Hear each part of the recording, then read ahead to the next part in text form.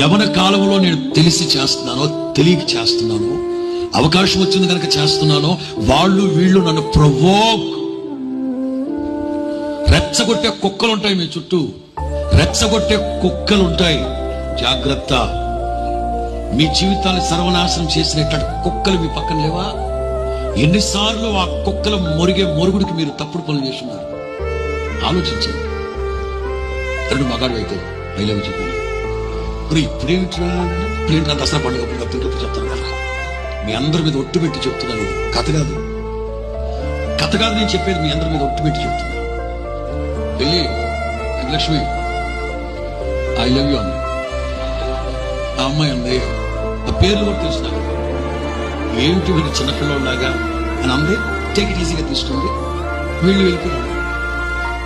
ఎవడైతే వీళ్ళిద్దరు రెచ్చగొట్టారో వాడు ఆ అమ్మాయి